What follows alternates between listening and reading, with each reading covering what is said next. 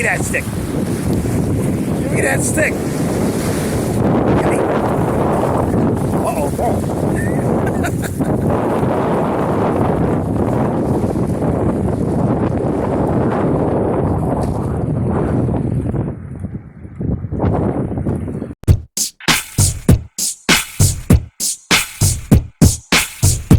Let's go Panthers!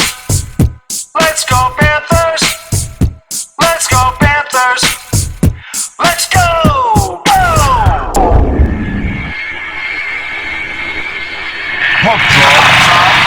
And 3, 2, 1, Let's go Panthers!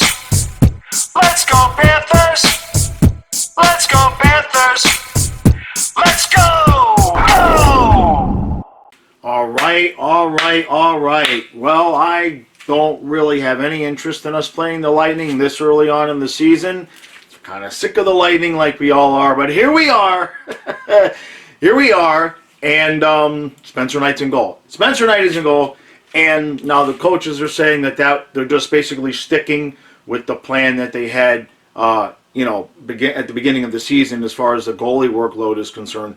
But I like this move. I talked about this with Stu in the review of the last game, where I kind of felt like if you want to get Knight into the mix, you get him in here against Tampa, where he's very familiar with Tampa, obviously, and then let Bobrovsky take on the Avalanche. I like that move. I think it's good.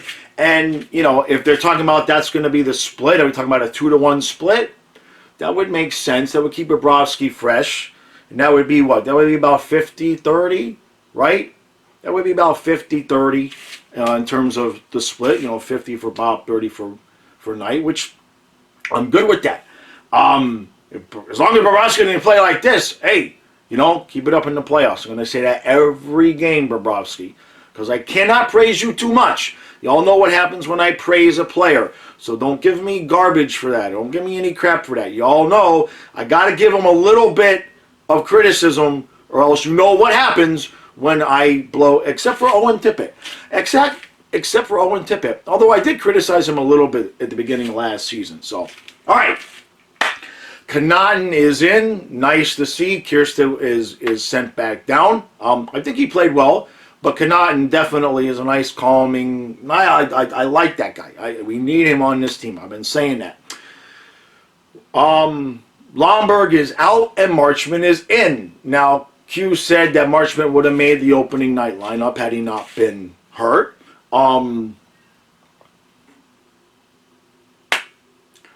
I don't see why Mason Marchment is better than Ryan Lomberg, but okay. All right. I mean, there might be some intricate analytical reasons. I'm sure somebody could show me a chart that will show me somehow where Marchment is better than Lomberg. But if you watch the game with your eyes, I like Marchment, but especially we're going to play Tampa. I don't like taking him out of the lineup. We're going to play Tampa. Give Jumbo Joe a night off. So those are the two lineup changes. I'm expecting a nice, clean game with no fights, no messing around, very few penalties, nice, calm, easy game. No.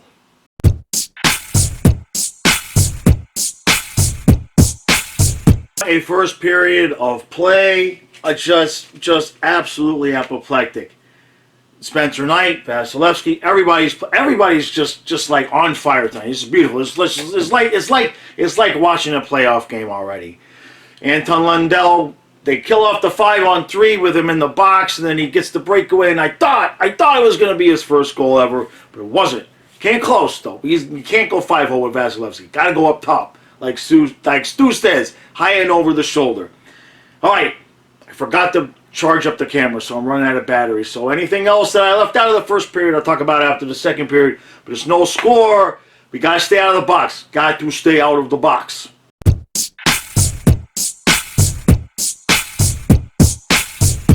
All right, so 1-0 Panthers.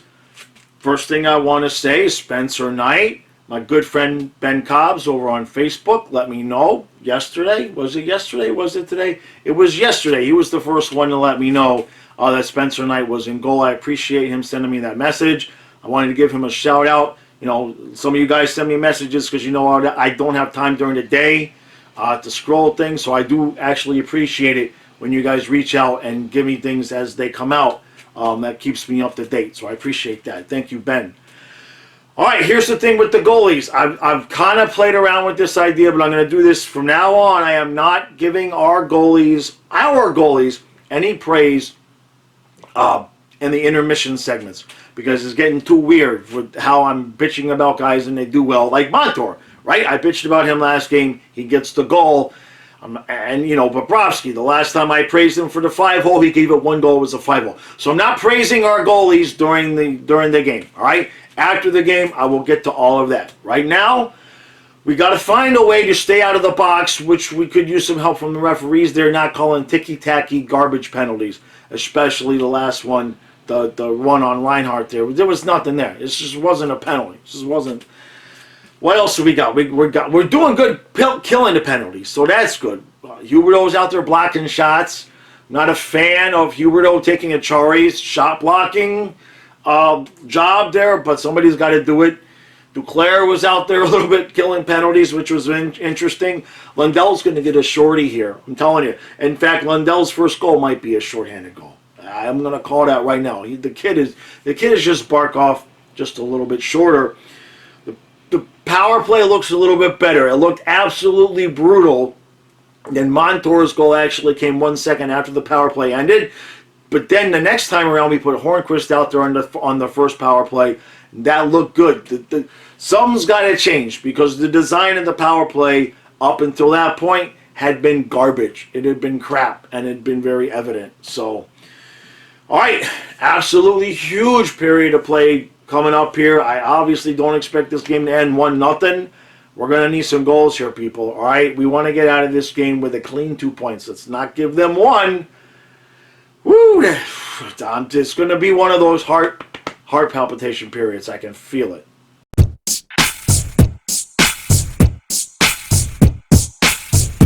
Say it with me now. 2 points. 2 of them.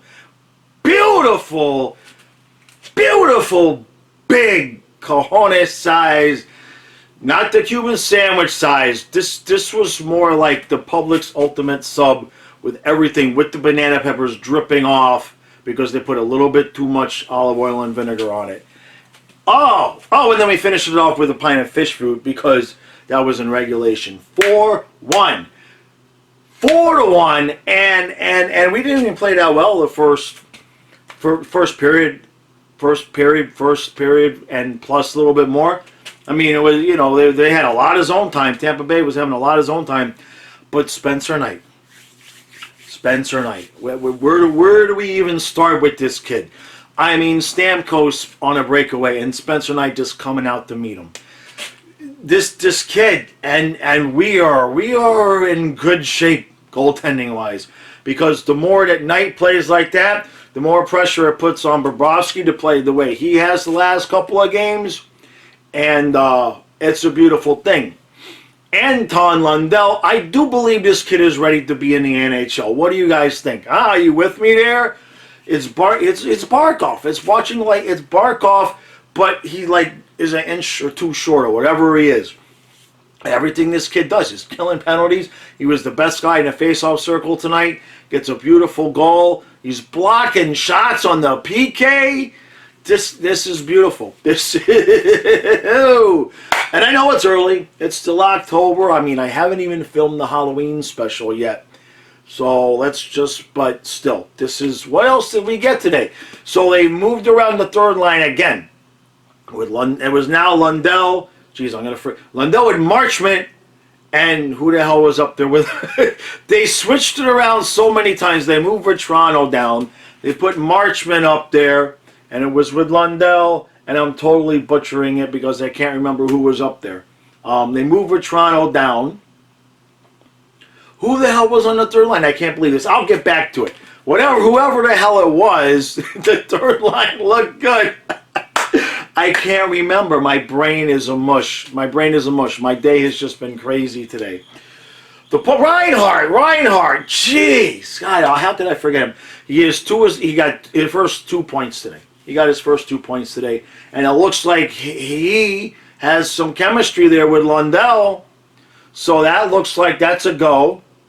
Duclair looked pretty good still up there on the first line. Had a couple chances. I'm not going to say he couldn't bury him because Vasilevsky's still Vasilevsky. And I think that that's going to settle in a lot better with Duclair in the first line. Not that Reinhardt is technically a third-line guy, but Lundell and Marchment, whoever you're going to put up there on the third line, I would still rather see Ryan Lomberg. But I know people like Marchment. I get it. I don't dislike him. I just like Lomberg's style of play. Lomberg should certainly be in the game over Joe Thornton, who could use a night off. Joe could use a night off.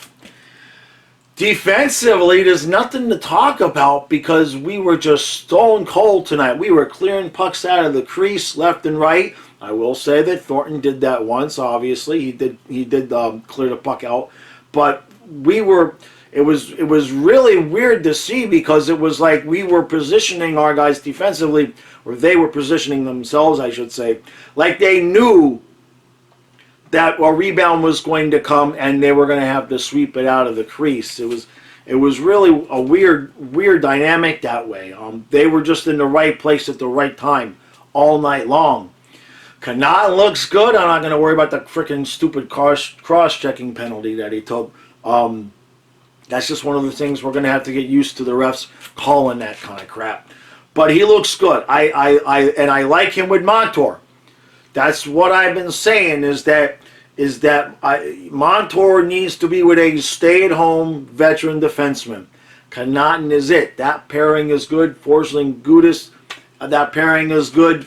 And I think we're set now. I think we're set now with the exception of what do we do with the fourth line? Without Achari, the fourth line is kind of becoming the cast. What do they call that? The island of misfit toys, right? The fourth line is like whoever's not playing well, get down, go, get back down there. You don't get to play with Barkov or Huberdeau or Lundell or Bennett. You have to go back down there and play with Jumbo Joe. It's because Vetrano's, he's so streaky that if he's not scoring, he's down on the fourth line. And then Hornquist got moved down as well. But I don't think that was as much about Hornquist not playing well as it was about Marchment. Q likes the kid. Q likes Marchment. I'm telling you, if Q could put Marchment on and triple shift him on every line, he would. I think it's the mustache. I think that's what it is. I honestly feel like Q has that beautiful mustache, and Marchment's stash is so opposite. I think that Q might just feel bad for him and wants the kid to get out there and hopefully maybe he plays some more, gets some more testosterone going, and the mustache will fill in a little bit. All right, what else we got? Top line came to life. That was good to see, obviously. Barkov gets himself another goal. Beautiful. Second line, I don't think we got any points out of that line. That was the line that probably had the least showing tonight. Not like they were bad or anything. I'm wondering how much penalty killing and blocking shots like that, I wonder how much that's taking out of Huberdeau. But these are just minor little things. Other than that, you don't want to get too high. Like I said, it's October. It's not even Halloween yet. But we're 3-0 going into playing the Avalanche. And when you looked at our schedule, I don't know. 3-0 wasn't exactly written, wasn't written in stone. And we've got massive, beautiful depth. I mean, the goaltending is beautiful. The defensive pairs tonight, perfect. Leave it that way. And really the only question left now is who's going to play on the fourth line. And we've got a ton of guys that can do it. And, you just want, like, the fourth line to be consistently good enough to take minutes, right? To take minutes off of the top three lines so those guys don't get worn out, especially since you got, like Huberdeau out there killing penalties. Duclair out there killing penalties. And blocking shots while he's doing it. Everybody's doing everything. It's just beautiful. 4-1. And, all right. That's enough of that. I just didn't expect 4-1. I didn't expect that to send the Tampa Bay fans just walking to the exits with a couple minutes left. And you got to give credit. Everybody played really, really well. You know, I mean, I know Vetrano got moved down, but I don't think it was because he was playing poorly. I didn't see anybody out there have anything that could even remotely be classified as a bad night. And that's rare. That's rare. Everybody played well, including Spencer Knight. Just absolutely. The dude plays with the poise of a 5-year veteran. And he's pushing Bobrovsky to play better. It's a beautiful. It's a win-win. All right. Appreciate all the support. Make sure you hit the like button, hit the subscribe button, hit the notification bell so you know when I go live. I go live 1 hour before each game. I've been having some technical issues with the live streams. I'm trying to get that issue fixed. If I have to move where I'm doing the videos from, I might have to change the room where I'm doing the videos from because the Wi-Fi is getting wonky in there. Tomorrow, pretty sure, I haven't checked with Stu, but I'm pretty sure we're good to go to have the Panthers review video out that I do with him the day after the game. That gives me a little bit, you know, it gives us an opportunity to talk about the game in depth a little bit more, get a different perspective than just mine. Make sure you check out the Patreon if you're interested there. Packages start at $1 a month. I do a post-game article over there every day after the game, and a bunch of other things over there that I do too as well. So that's it. All right. 2 big fat points. We're 3-0. This is beautiful. We got to keep it going though. We can't peak in October, right? You know, this just has to be the start of exactly how it's going to be the rest of the way.